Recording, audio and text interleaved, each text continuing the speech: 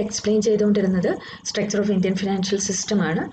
Indian financial സിസ്റ്റത്തിന് നമ്മൾക്ക് അതിൻ്റെ സ്ട്രക്ചറിനെ ഫോർമൽ ഫിനാൻഷ്യൽ സിസ്റ്റം എന്നും ഇൻഫോർമൽ ഫിനാൻഷ്യൽ സിസ്റ്റം എന്നും രണ്ടായിട്ട് ഡിവൈഡ് ചെയ്യാം. ഫോർമൽ ഫിനാൻഷ്യൽ സിസ്റ്റത്തിൽ വരുന്നത് മിനിസ്ട്രി ഓഫ് ഫിനാൻസ് ഉണ്ട്, RBI ഉണ്ട്, SEBI ഉണ്ട്, അതർ റെഗുലേറ്ററി ബോഡീസ് ഉണ്ട്. ഇൻഫോർമൽ സിസ്റ്റം എന്ന് പറയുന്നത് നമ്മളുടെ ഈ ബ്ലേഡ് കമ്പനി എന്നൊക്കെ പറയില്ലേ, അതുപോലെയുള്ള അസോസിയേഷൻ, ഫണ്ട്സ്, മണി ലെൻഡേഴ്സ് അങ്ങനെയുള്ള ഗ്രൂപ്പുകളൊക്കെയാണ് നമ്മൾ ഇൻഫോർമൽ കാറ്റഗറിയിൽ വരുന്നത്. ആ ഫോർമൽ സിസ്റ്റത്തിനാണ് നമ്മളിവിടെ ഡിവൈഡ് ചെയ്യാൻ പോകുന്നത്. അതിൻ്റെ സ്ട്രക്ചറാണ് നമ്മളിവിടെ എക്സ്പ്ലെയിൻ ചെയ്യാൻ പോകുന്നത്. And formal financial system comprises of financial institutions. ഇത് ഈ കാണുന്നത് പോലെയാണ് നമ്മൾക്ക് അതിനെ ഡിവൈഡ് ചെയ്യാൻ പറ്റുക. ഫിനാൻഷ്യൽ ഇൻസ്റ്റിറ്റ്യൂഷൻസ് ഉണ്ട്, ഫിനാൻഷ്യൽ മാർക്കറ്റ്സ് ഉണ്ട്, ഫിനാൻഷ്യൽ ഇൻസ്ട്രുമെൻറ്റ്സ് ഉണ്ട്, അതുപോലെ ഫിനാൻഷ്യൽ സർവീസസും ഉണ്ട്. ആൻഡ് ഫിനാൻഷ്യൽ ഇൻസ്റ്റിറ്റ്യൂഷൻസിൽ നമ്മൾക്ക് ബാങ്കിങ് ഇൻസ്റ്റിറ്റ്യൂഷൻസിനും നോൺ ബാങ്കിങ് ഇൻസ്റ്റിറ്റ്യൂഷൻസുമാണ് വരുന്നത്. ബാങ്കിങ് ഇൻസ്റ്റിറ്റ്യൂഷൻസ് നമ്മൾക്ക് അറിയാം, കൊമേഴ്സ്യൽ ബാങ്ക്സ് വരും, public sector, private sector, regional rural banks അങ്ങനെയുള്ളതൊക്കെയാണ് വരിക. സെക്കൻഡ് കോമ്പോണൻറ്റ് ബാങ്കിങ് ഇൻസ്റ്റിറ്റ്യൂഷനിൽ വരുന്നത് കോപ്പറേറ്റീവ് ബാങ്ക്സ് ആണ്. നോൺ ബാങ്കിങ് ഫിനാൻഷ്യൽ കമ്പനീസ് അല്ലെങ്കിൽ നോൺ ബാങ്കിങ് ഫിനാൻഷ്യൽ ഇൻസ്റ്റിറ്റ്യൂഷൻസ് എന്ന് പറയുന്നത് ഇതും സേവിങ്സ് മൊബിലൈസ് ചെയ്യാൻ വേണ്ടിയിട്ട് തന്നെയാണ്. They do not offer banking services such as accepting deposits and lending loans. ഇവിടെ ഓർത്ത് വയ്ക്കേണ്ടത് എന്താ ബാങ്കിങ് സർവീസസ് ആയിട്ടുള്ള ലെൻഡിങ്ങും അതായത് പ്രൊവിഷൻ ഓഫ് ലോൺസ് ആൻഡ് അഡ്വാൻസസും ഡെപ്പോസിറ്റ്സും ഒന്നും ഉണ്ടാവില്ല.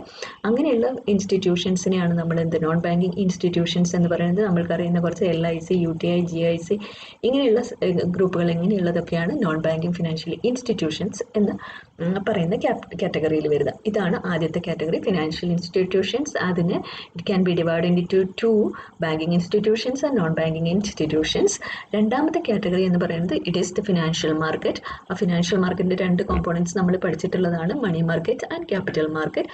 മണി മാർക്കറ്റിൽ വരുന്നതാണ് call money market, treasury bills, commercial papers, certificates of deposits എന്നൊക്കെ പറയുന്നത്. Like that, capital market consists of primary market, secondary market and derivative market. ഇതാണ് second component. That is, first one is financial institution, banking and non-banking institutions. Second one, financial markets, money market and capital market. Third category is the financial instruments. Financial instruments എന്ന് പറയുന്നത് നമുക്ക് പലതരത്തിൽ ടേമിൻ്റെ ബേസിൽ നമുക്ക് മൂന്നായിട്ട് divide ചെയ്യാം. They are short term, medium term and long term. On the base of the type നമ്മൾക്ക് primary securities, secondary securities അങ്ങനെ innovative instruments എന്നൊക്കെ പറഞ്ഞിട്ട് അതിനെയും we can categorize into two. ഇതിൽ ഫിനാൻഷ്യൽ സർവീസ് ആണ് ഫോർത്ത് കാറ്റഗറി എന്ന് പറയുന്നത്. അതിൽ ഫിനാൻഷ്യൽ സർവീസസിൽ വരുന്നത് നമ്മൾക്കറിയാം, ബാങ്കിങ് സർവീസസ് വരുന്നുണ്ട്, നോൺ ബാങ്കിങ് സർവീസസ് വരുന്നുണ്ട്. അങ്ങനെയുള്ള കാര്യങ്ങളൊക്കെയാണ് നമ്മളുടെ ഫിനാൻഷ്യൽ സർവീസസിൽ വരിക. ഈ ഫിനാൻഷ്യൽ സർവീസസിൽ ബാങ്കിങ് സർവീസസ് എന്ന് പറയുന്നത് provided by the commercial banks and non banking. അതുപോലെ non banking services are provided by LIC അങ്ങനെയുള്ള കുറേ കാറ്റഗറി ഉണ്ടല്ലോ, അവരൊക്കെയാണ് ഇതിൽ വരുന്നത്. മെയിനായിട്ടും അതിൽ വരുന്ന സർവീസസ് എന്ന് പറയുന്നത് asset based service, have purchase, bill discounting, venture capital അങ്ങനെയുള്ളതും. ഫീ ബേസ്ഡ് ഉണ്ട്, മെർച്ചൻറ്റ് ബാങ്കിങ് നമ്മൾ കഴിഞ്ഞ വർഷം പഠിച്ചിട്ടുള്ളതാണ്, ക്രെഡിറ്റ് റേറ്റിംഗ്, സ്റ്റോക്ക് ബ്രോക്കിംഗ് അങ്ങനെയുള്ള ഒരു കാറ്റഗറിയിലുണ്ട്. അസറ്റ് അതായത് ഫണ്ട് ബേസ്ഡും ഉണ്ട്, ഫീ ബേസ്ഡും ഉണ്ട്.